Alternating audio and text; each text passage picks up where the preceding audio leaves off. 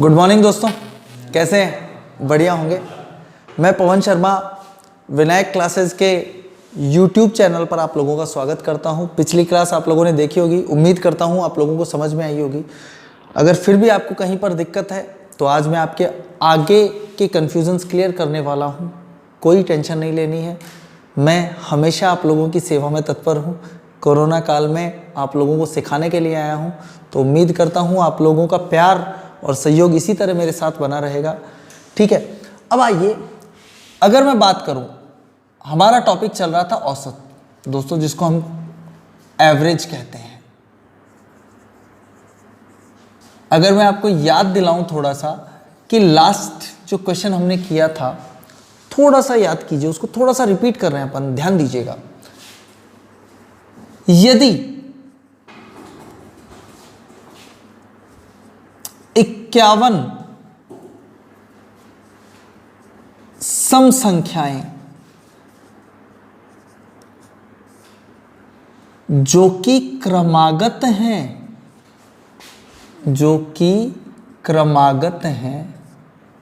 उनका औसत 2044 है, तो सबसे बड़ी और सबसे छोटी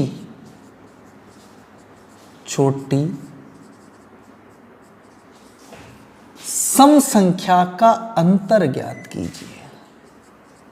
सम संख्या का अंतर ज्ञात करना है आपको। दोस्तों एक छोटी सी बात करें अपन, यहां पे गौर कीजिएगा। यदि 51 सम संख्याएं जो कि क्रमागत हैं, उनका औसत 2044 है, तो सबसे बड़ी और सबसे छोटी सम संख्या का अंतर ज्ञात कीजिए। ऐसा क्वेश्चन मैंने आपको पिछले वीडियो में करवाया था। मैं इस क्वेश्चन को रिपीट इसलिए कर रहा हूं क्योंकि ये रेलवे में टच हो चुका है और कुछ बच्चों को रियल में प्रॉब्लम आई थी। आप गौर कीजिए, मैंने आपको बताया था कि जब आपसे सबसे बड़ी और सबसे छोटी सम संख्या का अंतर पूछा जाए तो वहां पर आपको औसत से कोई लेना देना नहीं है। वहां पर आपका टारगेट है केवल टोटल सम संख्याएं कितनी हैं दोस्तों। तो टोटल सम संख्याएं कितनी है? 51। अगर टोटल सम संख्याएं 51 हैं तो इनके बीच में गैप कितने होंगे? 50। कितने गैप होंगे? 50। ये बात मैंने आपको पिछले वीडियो में बताई थी कि जितनी टोटल सम संख्याएं या विषम संख्याएं हो, उनके बीच में गैप एक कम होगा। कैसे? गौर कीजिए, 2, 4, 6, 8, 10, 12, 14। अगर मैं यहां पर आपसे पूछूं सम संख्याएं गिनिए तो आप बोलेंगे 1, 2, 3, 4, 5, 6, 7। गैप देखिए, 1, 2, 3, 4, 5, 6। संख्याएं 7 हैं और गैप कितने हैं? 6। समझ पा रहे हैं मेरी बात को? तो जितनी टोटल संख्याएं होंगी, गैप उससे एक कम होगा। यहां पर टोटल सम संख्याएं कितनी बोली गई? 51। तो गैप कितने होंगे? 50। और आपको पता है सम संख्याओं में एक गैप जो होता है उसका मान कितना होता है? 2। तो इसका मतलब अगर एक गैप 2 के बराबर होता है तो 50 गैप जो होंगे वो किसके बराबर होगा? 100 के। इसका मतलब सबसे बड़ी और सबसे छोटी सम संख्या का डिफरेंस जो होगा वो कितना होगा? 100। समझ पा रहे हैं मेरी बात को? यही बात विषम संख्याओं पर भी लागू होती है। चेक कीजिएगा ध्यान से। बोर्ड क्लियर कर रहा हूं मैं, थोड़ा सा टाइमिंग ज़्यादा लगने वाला है, लेकिन हम क्वेश्चन शॉर्टली लिखेंगे। ज़्यादा टाइम खराब नहीं करूंगा मैं आप लोगों का, और मैं ये चाहता हूं कि वीडियो में ज़्यादा से ज़्यादा क्वेश्चन आपको करवा पाऊं। जैसे मान लीजिए मैंने यहाँ पे लिखा, गौर कीजिएगा, यदि क्रमागत 41 विषम संख्याओं का औसत, 41 विषम संख्याओं का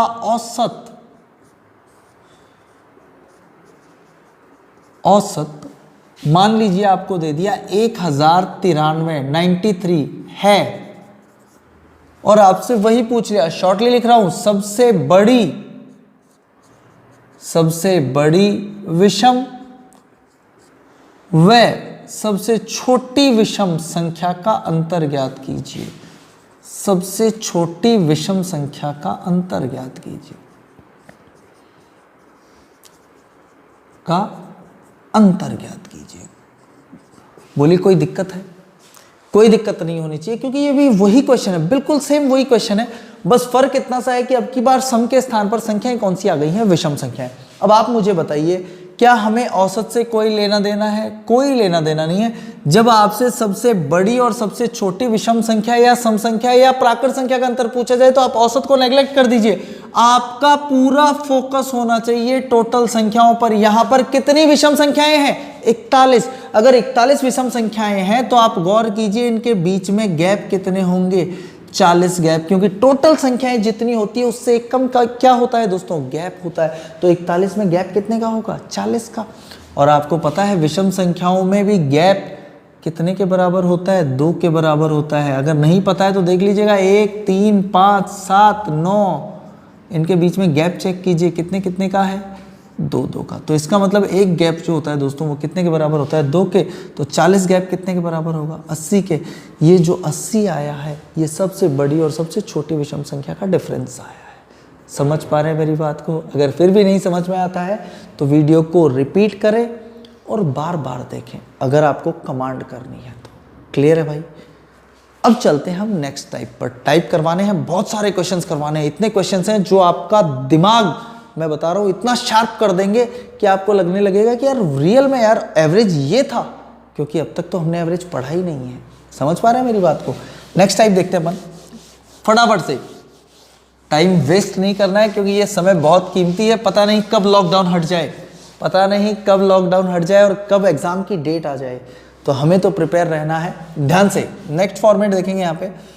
जैसे मैंने आपसे बोला एक्स व 1/x का औसत एवरेज 4 है, तो x² व 1/x² का औसत ज्ञात कीजिए। औसत बताना है। शॉर्टली लिख रहा हूं मैं क्वेश्चन में हिंदी लैंग्वेज की गड़बड़ मत निकालने लग जाना कहीं, ये मैथमेटिक्स की क्लास चल रही है।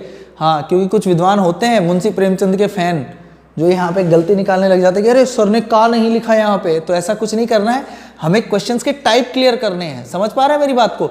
जैसे मैंने लिख दिया x² व 1/x² का एवरेज यानी औसत। औसत आपको दे दिया 5 है, तो x⁴ व 1/x⁴ का औसत ज्ञात कीजिए।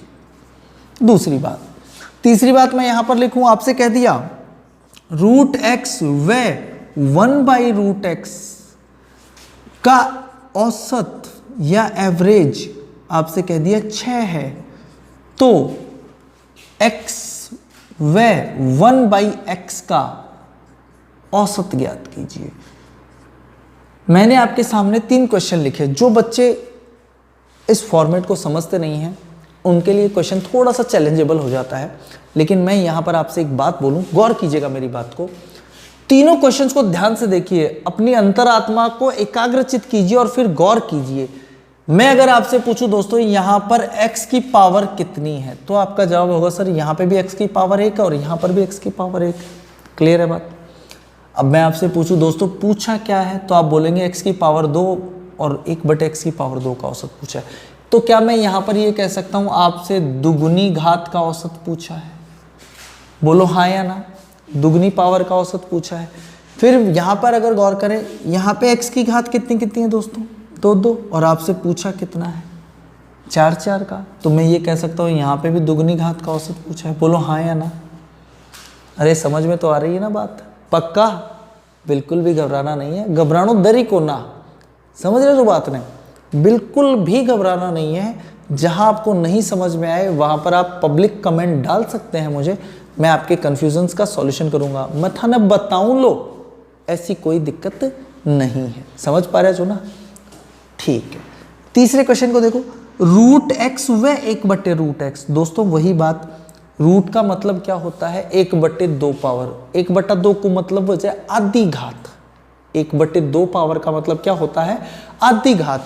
और हमें पूछा क्या गया है? x की पावर 1 और 1/x⁴ 1, यानी 1 घात बूझी छे और DAD 31 है आधी घात।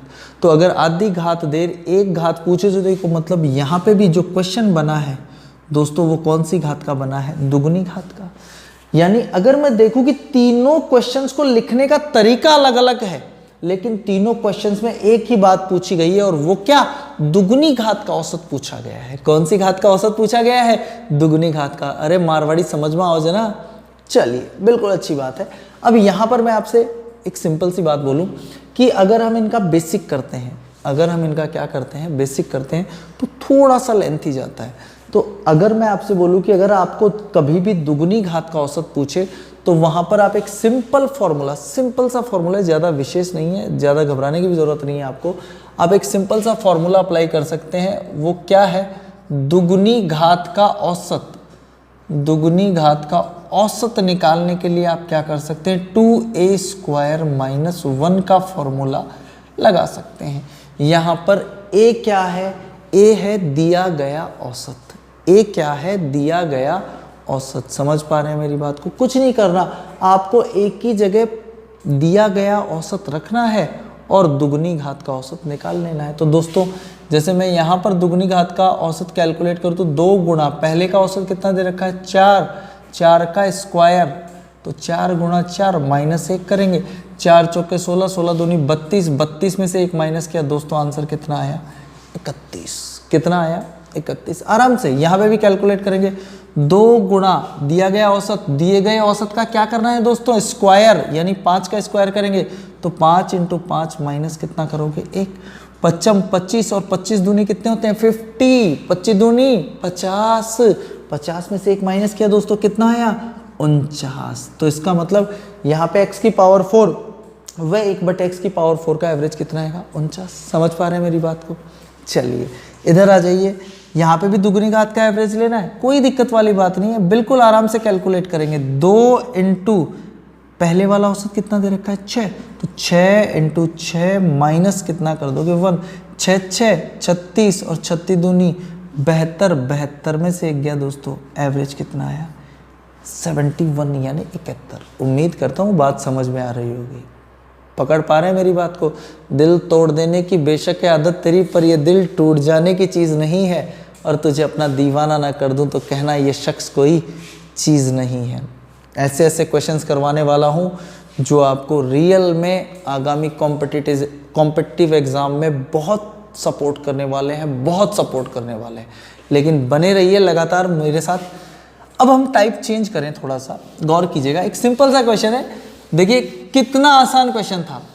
आगामी एग्जाम्स में ऐसे क्वेश्चंस आ सकते हैं क्योंकि हमारी आदत ये पड़ी हुई है कि हम हर क्वेश्चन में बेसिक ठूंसना चाहते हैं। बिल्कुल मैं मानता हूं कि बेसिक के बिना कोई इलाज नहीं है, लेकिन कई जगह अपना लॉजिक और अपना दिमाग लगाना बहुत ज़रूरी है दोस्तों। अगर आप ऐसा नहीं कर पाते हैं तो आपको बहुत बड़ी प्रॉब्लम हो जाएगी। जैसे एक सिंपल सा क्वेश्चन आया था, 444 444 4444 44,444 और यहाँ पर आपसे कह दिया गया का औसत ज्ञात कीजिए, का औसत ज्ञात कीजिए। तो यहाँ पर मैं आपसे बोलूँ, एक बात सोचिए आप, 444 444 4444 44,444 का औसत ज्ञात करना है। अब ये अलग अलग संख्याएं हैं और आपको पता है अलग अलग संख्याओं का औसत हम कैसे ज्ञात करते हैं, राशियों का योग बटे राशियों की संख्या करते हैं। अब यहाँ पे इन राशियों का योग करना है, तो मैं आपसे ये कह रहा हूँ कि आप इन राशियों का योग बेसिकली ना करके आप थोड़ा सा दिमाग लगाएं। अगर ऐसी संख्याओं का जिनमें संख्याओं का रिपीटेशन होता है, अगर आपको उनका योगफल करना है तो कोई दिक्कत वाली बात नहीं है, बहुत आसानी से कर सकते हैं। अगर प्लस की या माइनस की संख्याएं हों और उनका रिपीटेशन हो रहा है तो आप ऐसे क्वेश्चन में जो कैलकुलेशन है वो मैक्सिमम यानी अधिकतम रिपीटेशन से शुरू करेंगे। कैसे? अगर आपको इनको जोड़ना है तो आपको लिखने की जरूरत नहीं है, आप मैक्सिमम से चलिए। देखिए 4 को 5 बार जोड़ें दोस्तों, 4 पंजे 20 का 0, हासिल कितने आए 2। 4 चौके 16, 16 और 2 18, हासिल कितना 1। 4 तिये 12 और 1 13 का 3, हासिल कितना 1। 4 दूनी 8 और 1 9 और 4 का 4। दोस्तों ये इनका क्या आ चुका है, योगफल। राशियों का योग आ गया औसत लेना है तो राशियों का योग बट्टे राशियों की संख्या। कितनी राशियां हैं ये? 1 2 3 4 5। 5 का भाग दे दीजिए दोस्तों, आराम से काटेंगे। पहाड़ा आता है ना 5 का, आराम से देखिए। 5 नाम 45, कितने बचे? 4। उतारे कितना? 3। 5 अंटे 40, कितना शेष बच गया? 3। उतारे कितना? 8। 5 संते 35, 3 शेष बचा। 5 6 30, यानी इनका जो एवरेज आया वो कितना आया? 9876, यानी 9876। उम्मीद करता हूँ बात समझ में आई होगी। मुझे फटाफट से आंसर देंगे कमेंट में। अगला क्वेश्चन डाल रहा हूँ मैं आपके लिए, ऐसा ही सेम ऐसा ही क्वेश्चन, बिल्कुल फटाफट से आंसर चाहिए। जहां भी गड़बड़ लगे पहले वीडियो रिपीट करके देख लें। जैसे मैंने डाल दिया 5 55 555, 5555 और 55555। फटाफट से देखिए कैलकुलेशन कितनी जल्दी करते हैं, बिल्कुल आराम से देखिएगा। देखिए 5 कितनी बार आया? 5 बार। तो 5 को 5 बार जोड़े, 25 का 5 हासिल कितने? 2। 5 को 4 बार जोड़े, 20। 20 और 2 कितना हुआ? 22 हासिल 2। 5 को 3 बार जोड़े, 15। और 15 और 2 कितने हुए? 17 का 7 हासिल कितना? 1। हासिल कितना? 1। 5 को 2 बार जोड़े, 10 और 1 कितना हुआ? 11। हासिल कितना? 1।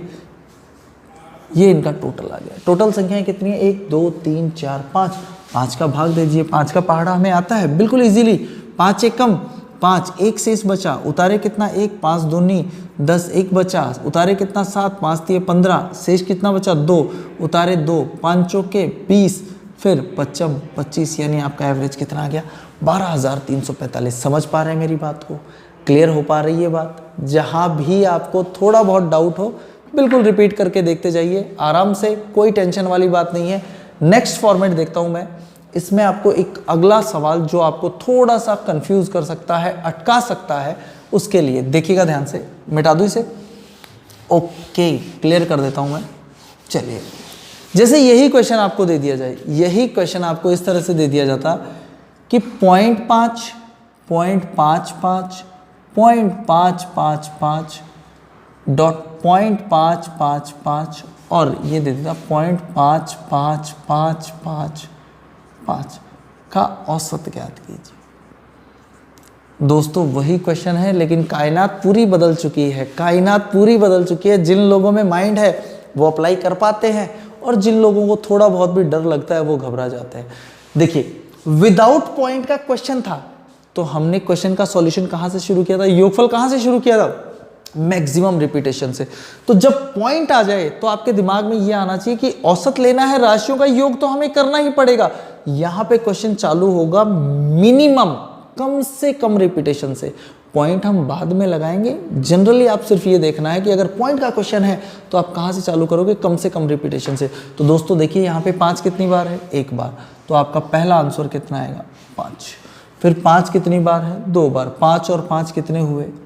10। 0 हासिल कितना? 1। 5 कितनी बार है? 3 बार। तो 5 दिए 15 और 1 कितना हुआ? 16। हासिल कितना? 1। 5 कितनी बार है? 4 बार। 5 चौके 20 और 1 कितना हुआ? 21। हासिल कितना? 2। 55 25 और हासिल कितने? 2, यानी कितना आ गया? 27। ये एक कैलकुलेशन हमने कर ली। अब बात करें पॉइंट की, तो पॉइंट वाले क्वेश्चन में दोस्तों आपने पढ़ रखा होगा कि पॉइंट में जब योग करते हैं तो पॉइंट लगता है मैक्सिमम संख्या के साथ, अधिकतम संख्या के साथ। समझ पा रहे हैं मेरी बात को? घबराना नहीं है, बिल्कुल निराश नहीं होना है। छोटे छोटे क्वेश्चन हैं, लेवल तो आगे दिया जाएगा, तो गौर कीजिएगा यहाँ पे मेरी बात को।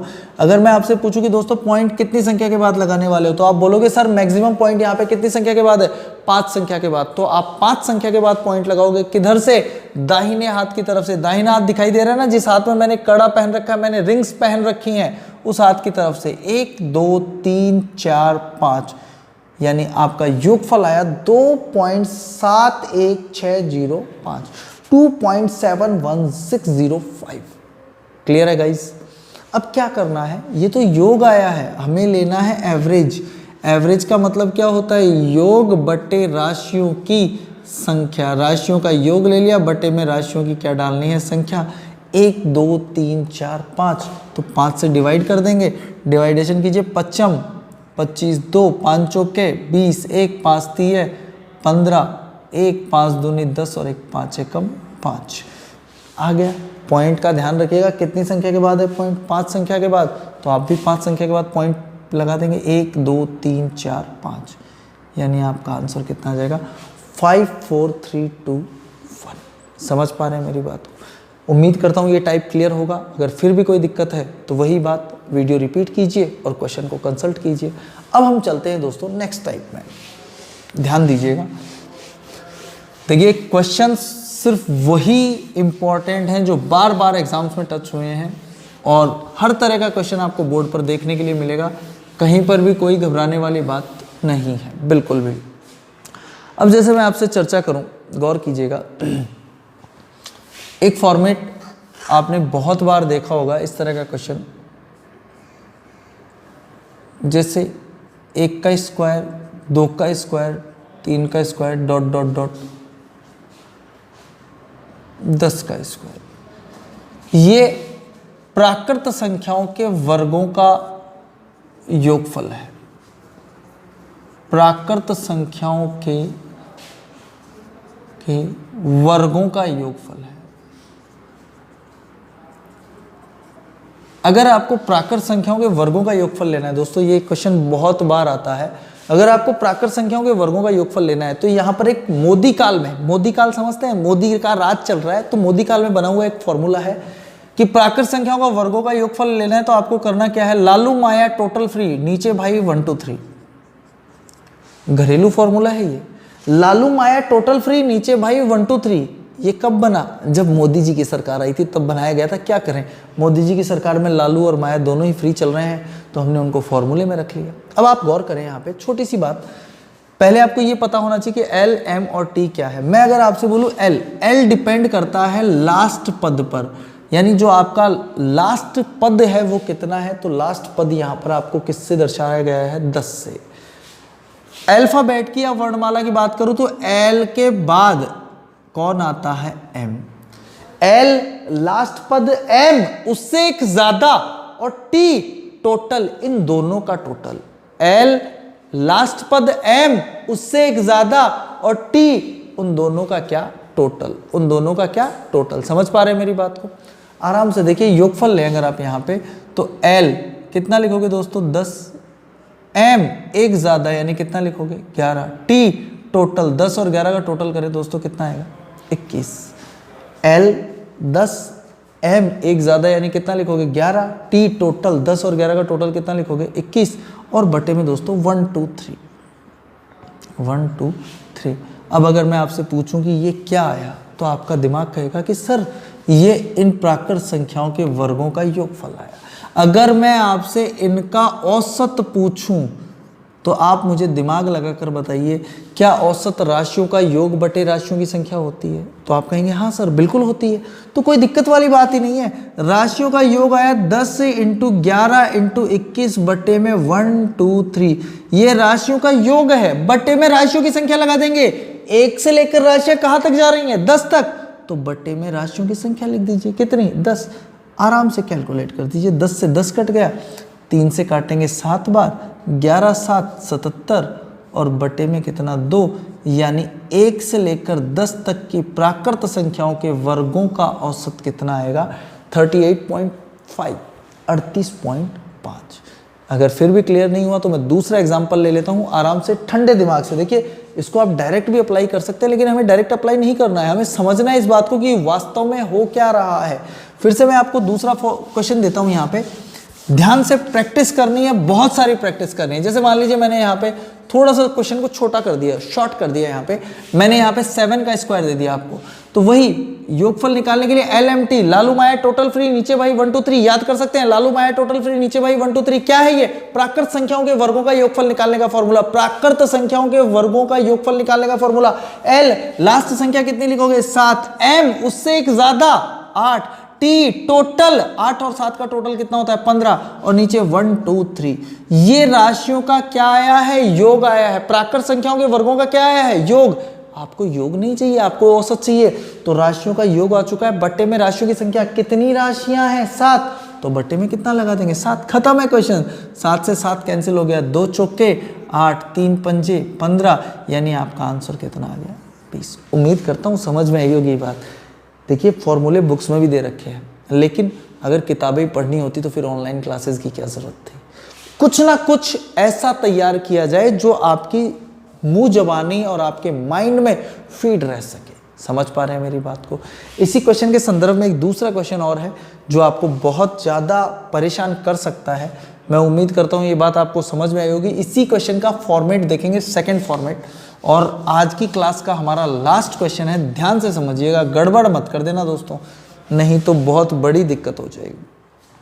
जैसे एक क्वेश्चन CGL 2017 में आया था, 1 2 2 3 3 बार, 4 4 बार, dot dot dot dot dot, और 7 7 बार था। 7 कितनी बार था? 7 बार। आपसे इसका औसत पूछा गया।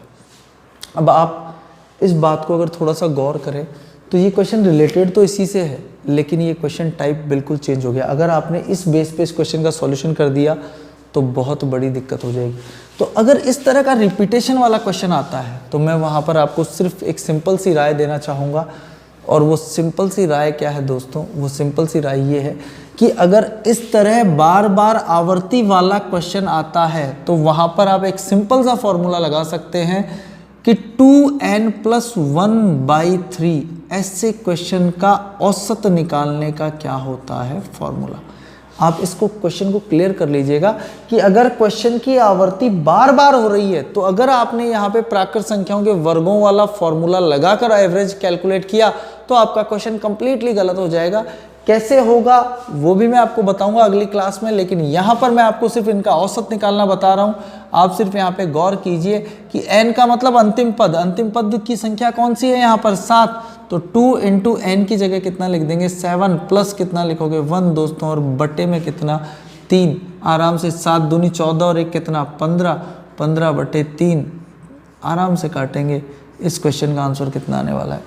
5। अगर मैं इस क्वेश्चन को ऐसे लिख देता 1 2 2 3 3 3 डॉट डॉट डॉट डॉट 10 10 10 बार, यानी यहाँ पर दोस्तों 10 कितनी बार आ रहा है? 10 बार। तो वही अगर ऐसा रिपीटेशन वाला क्वेश्चन आ रहा है तो वहाँ पर आप किसी भी हालत में स्क्वायर वाला फॉर्मूला मत लगा दीजिएगा, नहीं तो बहुत बड़ी गड़बड़ हो जाएगी। आराम से कैलकुलेट कर लीजिए इस चीज़ को। 2 × n, n का मतलब लास्ट अंतिम पद, तो 10 लिखेंगे और +1 और बटे में कितना? 3। 10 दूनी 20 और 1 21/3, यानी इसका एवरेज कितना आने वाला है दोस्तों? 7। उम्मीद करता हूँ आज वाली क्लास में आपको बातें समझ में आई होंगी। अगर फिर भी नहीं समझ में आता है तो एक नया पैटर्न मैं आप लोगों के लिए लेकर आ रहा हूँ। हर अगली क्लास में मैं आपको पिछले क्वेश्चंस रिपीट करवाने वाला हूँ। हर क्लास के बाद में एक रिपीटेशन चलेगा 15 से 20 मिनट का। आगे क्लासेस आपके लिए और भी लेंथी डाली जाएंगी, जिसमें हम 1 घंटे लगभग 30 मिनट, 1 घंटे 30 मिनट के लगभग क्लासेस डालेंगे। तो जय हिंद, जय भारत। आज के लिए